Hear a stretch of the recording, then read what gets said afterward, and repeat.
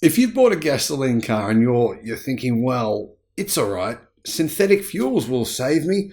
That's what I'll use at some point in the future. Well, that plan is basically dead. It's going to affect Porsche, Lamborghini, Toyota in particular. Apparently, there's been some massive setbacks for synthetic fuels. Everyone thinks that they're the future of the gasoline internal combustion engine world. They're going to save the internal combustion car. However, synthetic fuels haven't panned out at all, really, because the German government has tried to get a bunch of companies to invest into them, and pretty much no one is interested. Hello, my friends. Welcome to the channel. Great to see you. Thank you for tuning in. I'm Sam Evans. You're watching the Electric Viking. Just a big welcome to all the new subscribers this year. I think we've had over about nearly 90,000 new subscribers this year. If you're new to the channel, guys, we normally do around 5 to 6 videos per day. This weekend will be different though, because I'll be at the Electric Car Show in Melbourne. This is the biggest EV show in the history of Australia. It's going to be really exciting.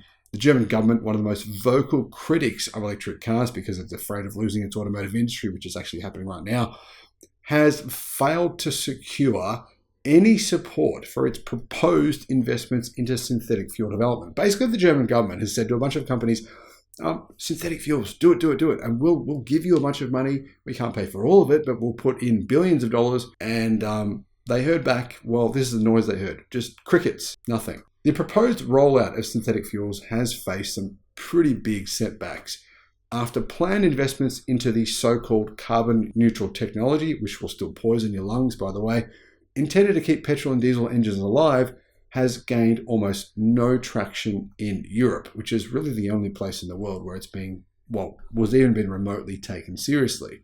Synthetic fuels, also called e-fuels, are created by capturing carbon from the atmosphere and turning it into combustible liquids using sustainable energy such as wind and solar. But of course, then the liquid is burned inside an engine in the same exact way that petrol and diesel fuels are, with emissions from the engine then returned to the atmosphere locally, probably where you live, where the cycle then starts again, allowing the fuels to be called carbon neutral.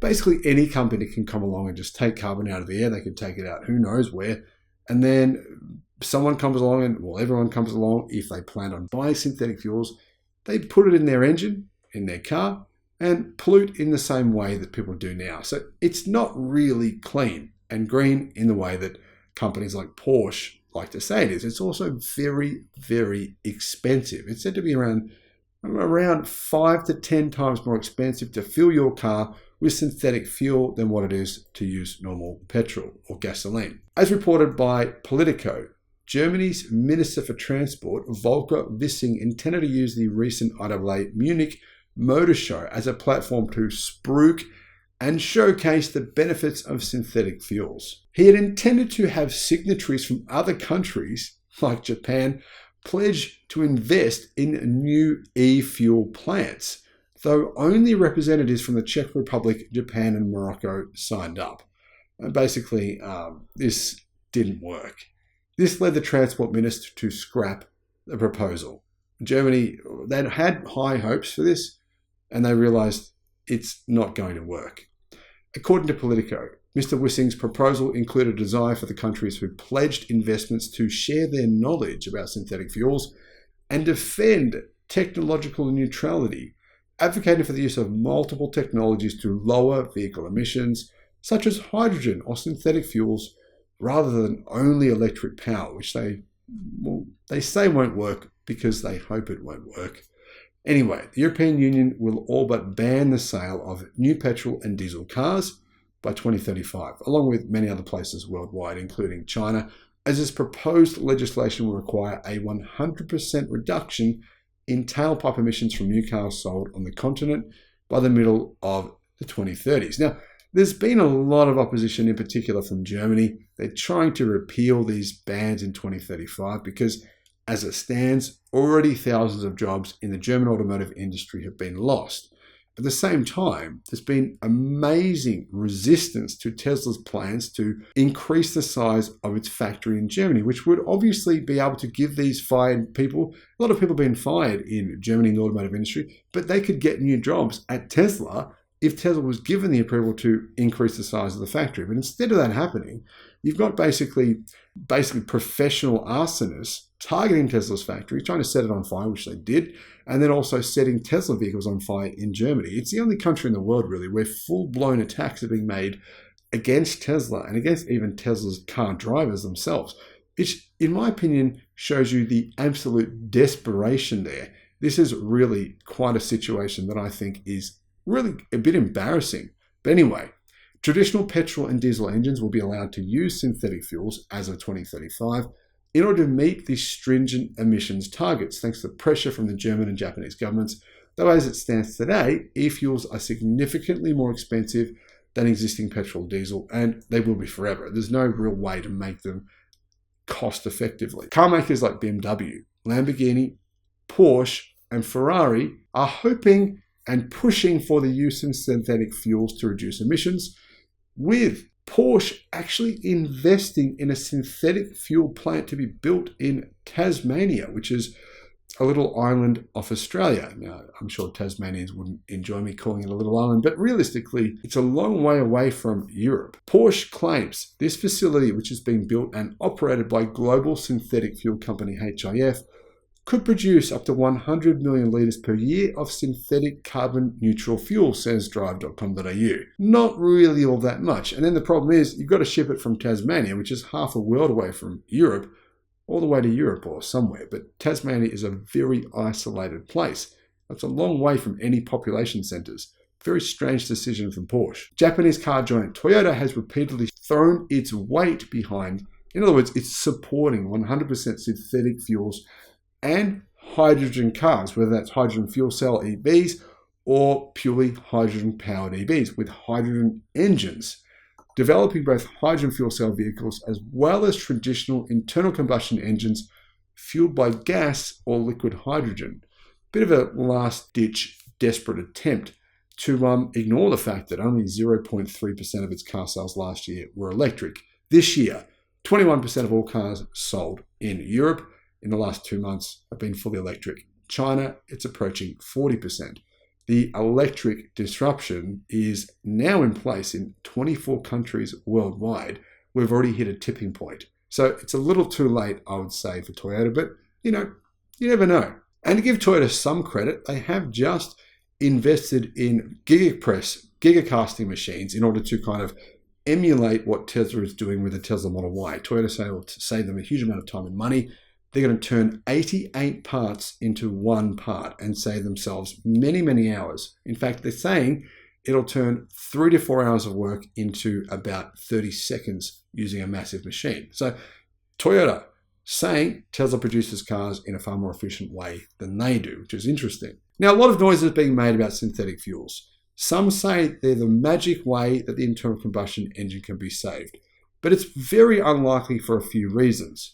Now, this so-called solution to the climate crisis is an attractive opposition to wider electric vehicle adoption, which requires, of course, investment in charging infrastructure and sometimes long charging times. Now, the reality is that 98% of the time that EVs are charged, it's done at home, and there's not really any disruption. But it's true, we need a better charging network, especially in Australia.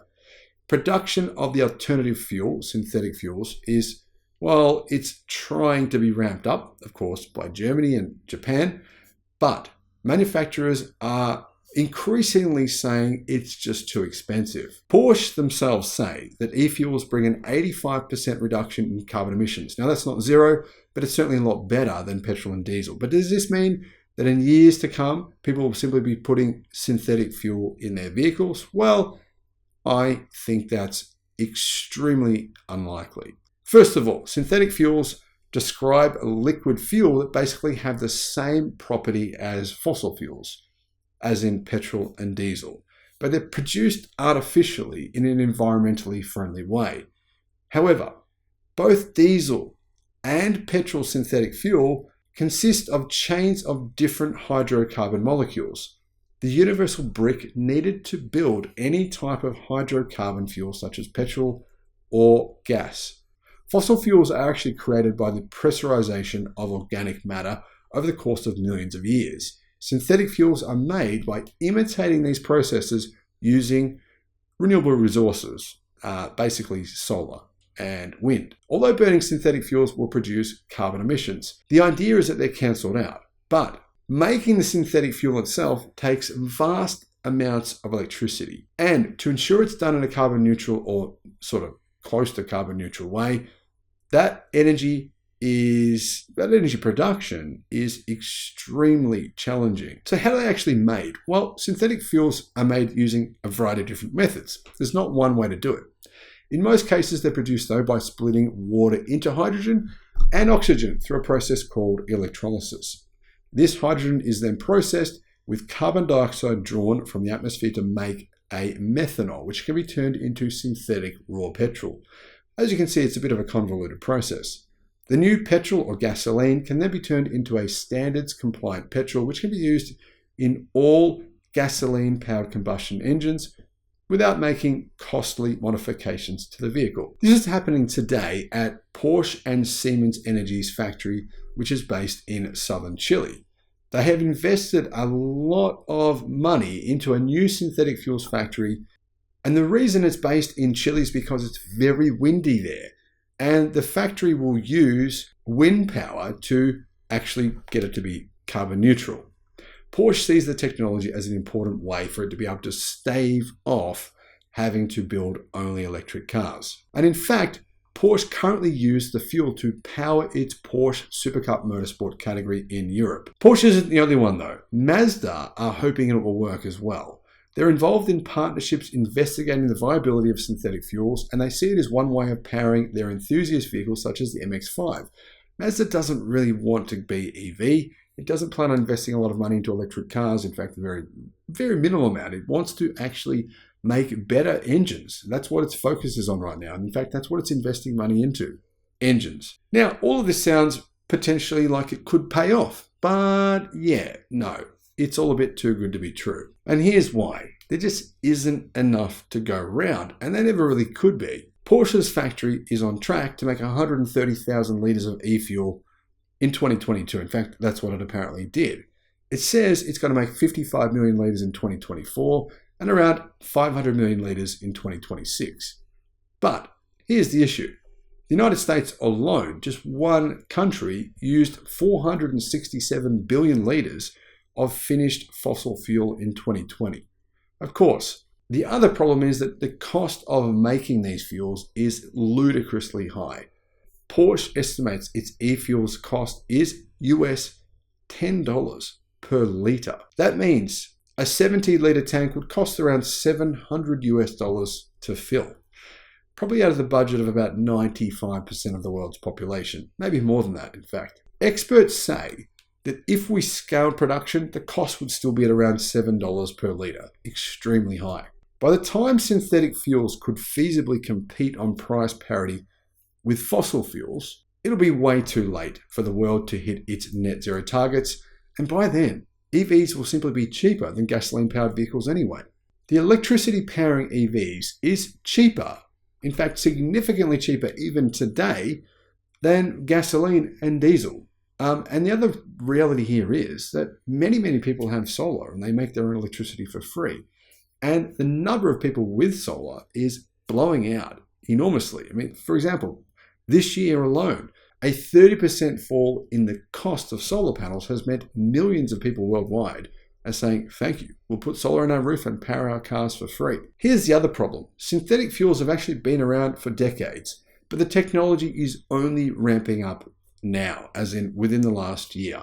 It's just simply too late. Meanwhile, electric vehicles are here. Their cost is coming down significantly. One of the reasons, battery prices represent 40% of the cost of a car.